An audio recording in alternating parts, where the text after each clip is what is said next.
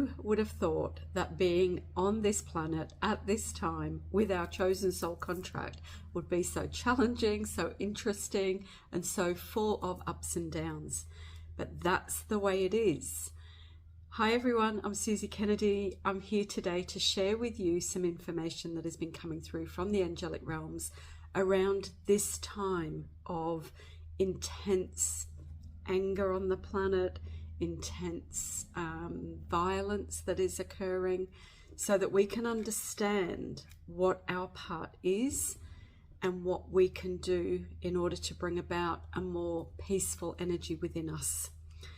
You see, being a light worker, which you are, means that you've come here to experience yourself as the light.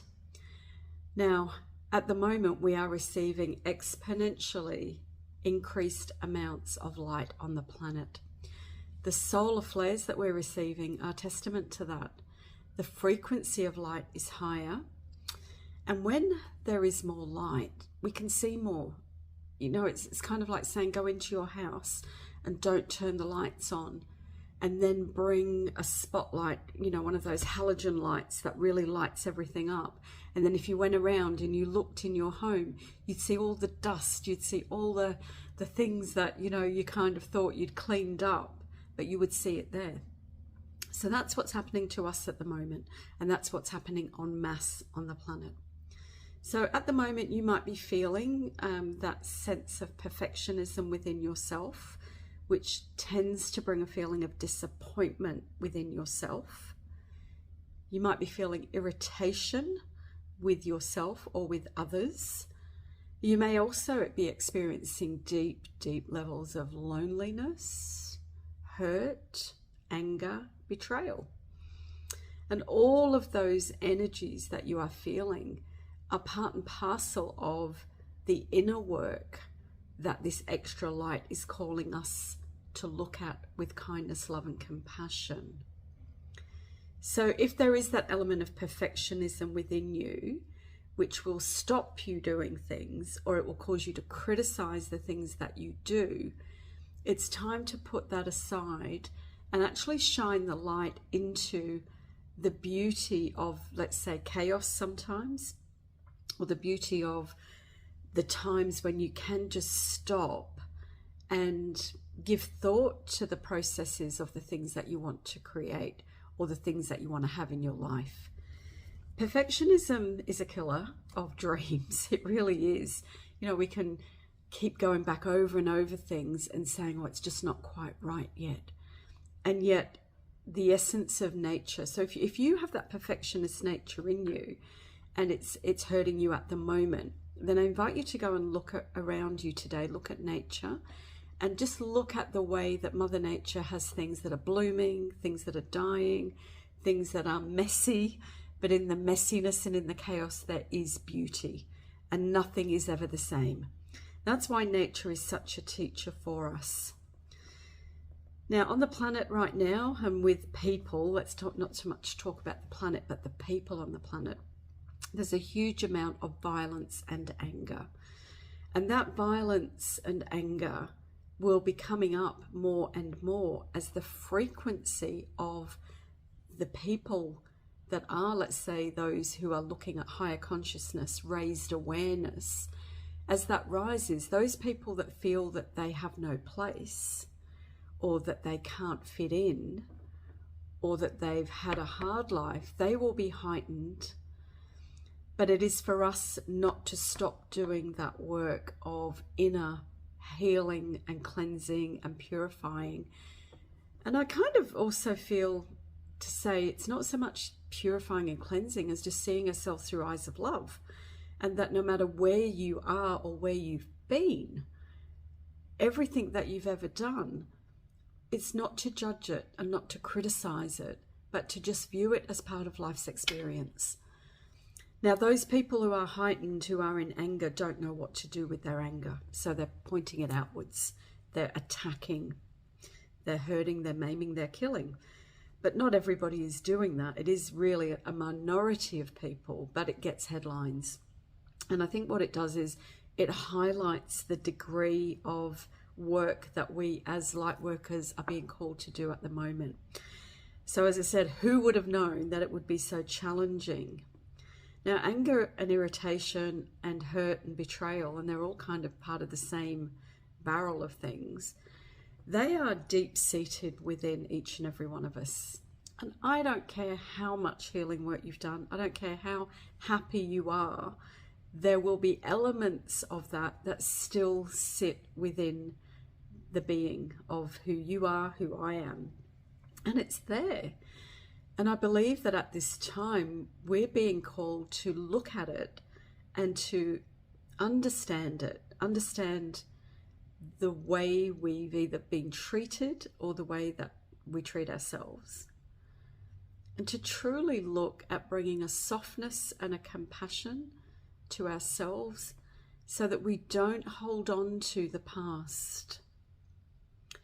Now, at the end of this video, I am going to do a short process, a little meditation, just to bring us back into that heart space.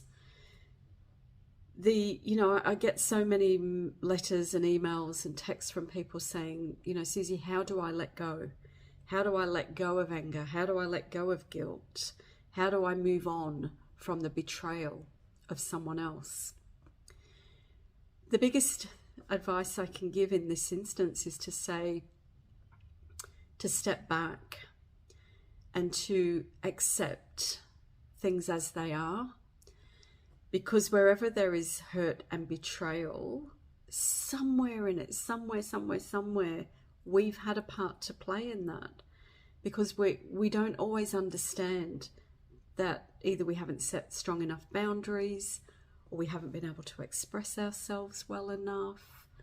Maybe we haven't been able to walk away from situations early enough that we knew were not right for us. And acceptance doesn't mean that what the other person has done is okay, but it means that you at some level can step away from the self-blame, the self-recrimination, and that sense of helplessness. So in this time, I would invite you to, maybe just have a look at the things that are coming up for you, whatever they are, because there will be things that this extra energy of light is shining into, let's say, your home. Think about your home as being you and your being, your experience of life. So, the energy of Quan Yin, she's such a compassionate being of love, comes in on the same frequency as Mary. And I know that these energies are really supporting us in saying, please be compassionate. And also, please bring a sense of humor to your life at the moment. Do not let it be a time of going into the darkness, because it's very easy to go back into the old. And many of you have done so much work on yourselves that you have come through hard times. You've come through dark times. You've had grief. You've had sadness. But these are the times now to know that that has been there. That was past. And what's coming for you is this sense of wholeness, oneness, completion, unity, as we move into this heart frequency, this energy of our hearts, and moving away from this duality of, right and wrong. They said this, they did that, I didn't do this, I didn't do that. And when we're in that space, we're in constant inner conflict. Whereas when we can move into the energy of the heart that just sees all, has compassionate eyes for things, and that takes practice. It takes a choice, a decision to say, I'm not going to think about it, but I'm just going to feel how I can feel the energy of love for myself. And as you feel it for you, it will dissipate what you feel about other people. Because I know that when there are times where you feel wronged or betrayed, it's so easy to step into that righteousness and that, kind of thing of, adding up the list of all the things that they did. But it doesn't get you anywhere. It doesn't help. It doesn't solve the issue. What does help you is moving into that frequency of the heart. So I would like to draw 3 cards from the Angel of Oracles card, and I like to keep my videos reasonably short.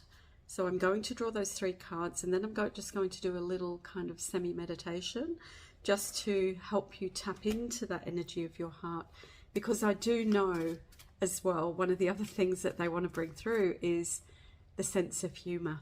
And that if you can let go of the perfectionism, if you can let go of the irritation, and if you can start to remember some of the funny, happy things that have happened for you and, you know, that you've experienced, that those things will lighten and lift and expand the way that you think and the way that you feel. So Mario de Guay, beautiful cards, Oracle of the Angels. And the first one is health. And as I look at that, it's a number 9 and the beautiful color of the solar plexus. So this is what is our power to bring ourselves into a space of well-being. And as a light worker, you may struggle more with energy levels because you feel so much of what other people feel. And it is so important for you to take the time to nourish yourself well, to rest, and to not be that person that's on the treadmill giving, giving, giving, giving. It's time to receive, to balance, to be whole. So I feel this is a calling for us at the moment to come back to well-being. What does that mean? What does it look like? And the 9 is all about wisdom, integrity. So what is integral for your body to receive in order to bring you the vitality and the energy to be in the world the way you want to be in the world? So a beautiful message there of support and encouragement. Here and now is the next one, a number 4. And 4 is structure, process, foundation. But that here and now is saying, can I be in my center? Can I be in my light energy? Receiving from the energy of the earth, the energy from above. And whenever I do my meditations, I always call in energy from above, energy from below, so that we can feel that sense of being connected. And in that connectivity, that sense of not having to do or to perform, but just the sense of experiencing yourself as the being of light that you are. In doing that, sometimes you may feel that you're wasting time or that you're being self-indulgent, but you're not. You're allowing yourself to be part of the rebalancing of energies that are needing to be rebalanced, because we are in one of the biggest shifts and transformations that the earth has ever seen in our memory. I believe personally that we've done all this so many times before, and that we've destroyed, you know, life on the earth, and then we've started again, and it's taken millions and millions of years. But each and every one of you has chosen to be here and now. And so this here and now can be as well, it can be a transformational, magical time, or it can be a time where you buy into all the sadness and the extremities or the extreme things that are happening, because there are extreme things. And as much as there are extreme things over here, we have to bring the balance over here. So be here, be now, be present. And another 4. So we had 4, and now this one. Now both of these then will be the 8. So the 8 being the personal power. So this one is strength, but strength of the mind. Swords always represent the mind. But I love that it's actually the card that's on the back of the deck as well.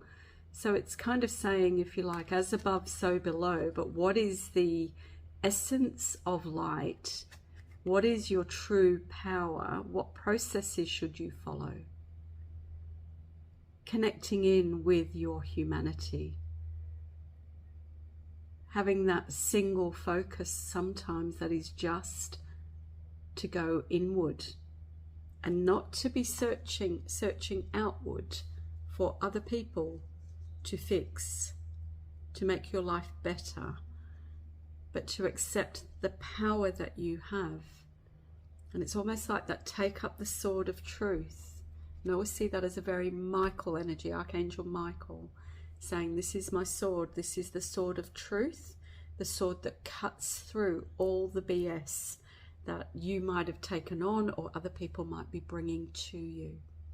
So really beautiful cards to support the message today. And I would like to now just do a short process, which I don't know how long it will be, but maybe 1 or 2 minutes. I always close my eyes when I do this. So if you're watching, you might just be listening, but I invite you to as well to close your eyes and to make an intention for yourself. So as you close your eyes, I invite you to call the light around you. And as you call that light around you, we ask that only beings from the highest realms of love and light surround you, that you may feel the blessing of their presence, the blessing of their love. And in this space, this circle of white light, I invite you to imagine yourself connected to the light that comes from the farthest place in the universe, the energy of Father Sky, all of the cosmic energy of light. I invite you to call that in through the crown of the head and into the body. And as you do so with a smile, I invite you to call on the energy of Mother Earth, and imagining, if you will, the most beautiful crystal of light at the center of Mother Earth, and that you could draw up her energy into your heart space. And imagining both of these lights meeting in the heart, and the heart energy expanding like the sun in front of you and behind you, that you may sit in the power of your being, the power of your light. And invite you to imagine the light shining, almost like there is a sun in your heart space, and that as it shines out behind you, it releases everything from the past that has been difficult or painful. It just shines a light there, and that light eliminates all darkness, all sadness, all stuckness, and it clears the past for you. With a deep breath now into your body, imagine that sunlight in the front of you, and imagine it going forward. And as it shines a light in front of you, it allows you to feel and see and sense that all that is before you is clear and open, full of light, full of opportunity, full of love. And within your mind, I invite you to embrace all of who you are, to embrace your being, embrace your journey, and know that we of the light are with you always. You may not always see us or feel us, but we are always with you, encouraging you, leaving you signs.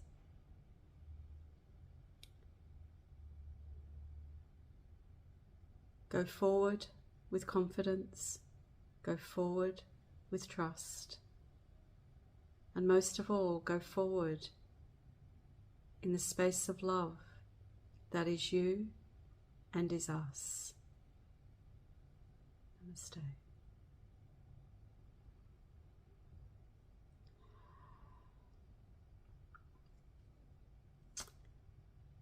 Lots of love, and I'll see you again soon.